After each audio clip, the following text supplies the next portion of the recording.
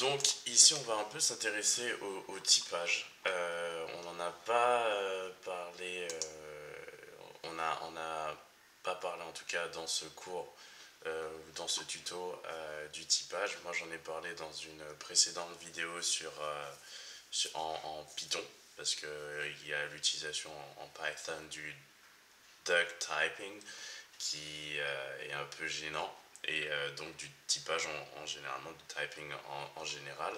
Mais là, on va en parler dans le cadre effectivement de React. Donc, on va voir les prop types. Donc, en fait, les prop types, en fait, c'est une des méthodes les plus répandues pour, on va dire, sécuriser le type des props que reçoivent nos composants, nos components, nos composants. Donc, je vais vous faire un petit. On a déjà vu les props dans des vidéos précédentes, en tout cas au moins dans une vidéo précédente. Donc, je vais vous en retrouver là. Alors, là, il y en a. Alors, est-ce que j'en ai mis là? Non. Non, je n'en vois pas là, mais on va aller autre part et on va en trouver.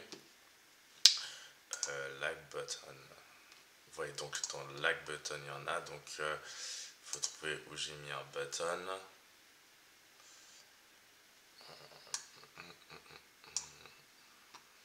Non. Non, donc ok, mais like button il est lié à quel? Au formulaire. Alors, enregistrer, non, il n'y a pas de preuve dans celui-ci. Dans main, non. Non, alors. Ça, de toute façon, apparemment, il n'y a pas encore, je ne l'ai pas encore fait. Si on va dans home, non, il n'y a pas de props là, il n'y a pas de props là, il n'y a pas de props là non plus. Il n'y a pas. Il n'y a pas. Bon.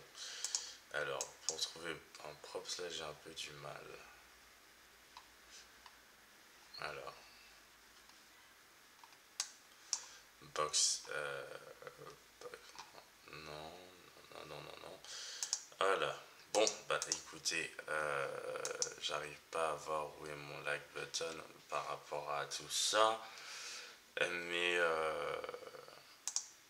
je vois pas où je l'ai utilisé. Bah, au pire, je vais faire une recherche. Le like button. Où il est? Like button. Hop. Alors, hop, donc il est nécessairement. Ah, voilà. Donc voilà une props.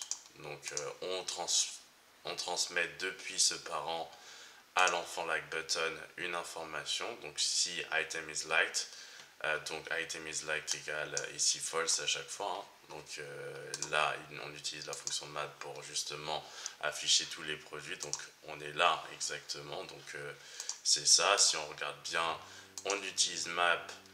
On recherche les différents objets qui sont dans le array items. On s'intéresse à leur index pour justement les référencer. Le truc, c'est qu'on aurait pu utiliser leur ID. D'ailleurs, c'était. D'ailleurs, non, pas. Donc, en fait, non. On n'aurait pas pu, mais si on avait rajouté ID pour eux, on aurait pu très bien le faire. Donc là, on utilise l'index, c'est pas grave. Ça, c'est normalement le dernier recours. Ensuite, on crée un H3, donc c'est ici, ça correspond à ça, machin, H3, machin. Ensuite, une image div, donc celle-ci, et dans laquelle j'ai mis d'autres petites informations, donc l'URL, une photo. L'image div price, j'ai créé donc une div où il y a le prix de l'item. Une image div top 10 où j'ai mis que c'était le feu s'il faisait partie du top 10, et sinon sinon il n'y en a pas, il n'y a pas de feu. Donc là c'est top 10, là il n'y a pas de feu. Si on regarde bien, ça correspond aux informations qui sont là, et top 10, false, et ainsi de suite, et ainsi de suite. Et là j'ai mis donc un composant like button qui effectivement prend une prop et l'utilise ensuite là. Donc on la récupère dans props. On aurait pu la récupérer autrement, mais là c'est pas grave, on utilise props.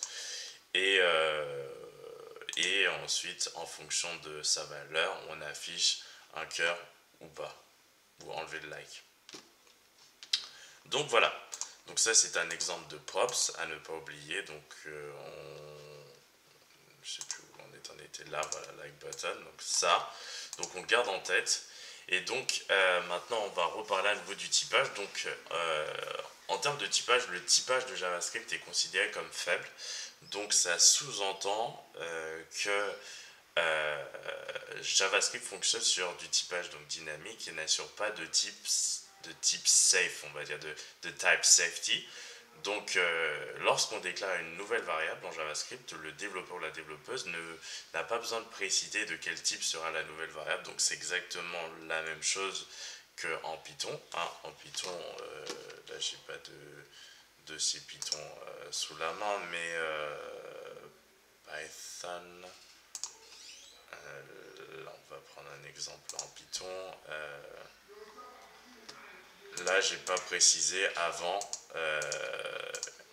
quel est le type de cette variable. Ensuite, on le découvre à ce niveau-là, donc c'est une chaîne de caractères, mais je n'ai rien précisé avant, exactement comme en JavaScript. Donc voilà. Le truc, c'est que on a une possibilité effectivement de sécuriser ce type. Donc, on a cette possibilité avec justement props types. Donc, on va l'installer cette bibliothèque. Elle permet donc de déclarer le type des props qui est attendu lorsque on veut les récupérer dans nos composants et donc de déclencher une sorte de warning si ça ne correspond pas. Donc, c'est super intéressant, c'est super utile. Et donc, pour l'installer, on va utiliser Yarn. Donc, j'espère que j'ai installé Yarn sur cet ordinateur. Normalement, si, mais je ne suis pas certain. Donc, alors, je vais faire Yarn version. Ouais, c'est bon, c'est installé. Donc, hop.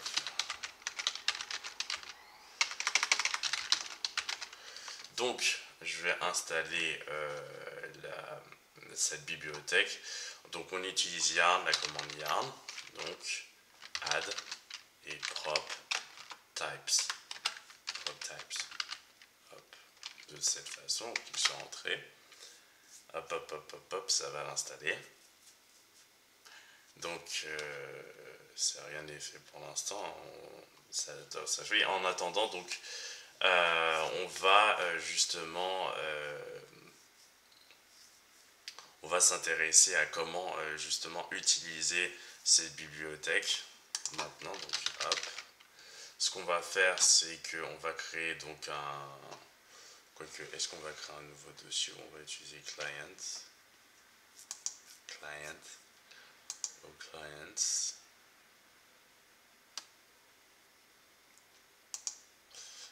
Je suis en train de me demander si j'aurais pas utilisé ça là et faire client ici. En fait, j'aurais peut-être pas besoin de ça. Je voulais vous montrer que on pouvait récupérer un paramètre en utilisant effectivement ça. Donc, ici, j'ai mis 2.id, c'est-à-dire que c'est évolutif. Tout ce qui va suivre ce slash sera un ID. Et ensuite, j'avais créé donc client qui effectivement, lorsqu'on fait ça, il y a quelque chose là, le 1, et le 1, lorsqu'on clique, alors on est à ce niveau-là, lorsqu'on clique là et qu'on clique sur client 1, le 1 va être retourné et on va pouvoir récupérer des informations en fonction sur la page client. Par exemple l'ID, donc ça peut être un tas de choses. Et lorsque ça va être lié à une base de données, ça va nous permettre, un peu comme en Vanilla JavaScript avec Fetch et avec use params ou search params, de récupérer une information qui est dans les paramètres de la requête, on va dire. Et ensuite, avec un petit fetch bien placé, ici ça ne va pas être fetch qu'on va utiliser, on aurait pu, hein, mais c'est pas ça qu'on va utiliser, de récupérer un tas d'informations sur le client dans une base de données par exemple. Donc si vous voulez voir la partie, le back-end avec Node.js, j'ai effectivement fait des vidéos à ce sujet, d'ailleurs j'ai pas terminé de les faire. Mais il y en a déjà suffisamment pour comprendre comment créer un serveur back-end Node Express. Donc on va continuer dans une prochaine vidéo avec PropTypes.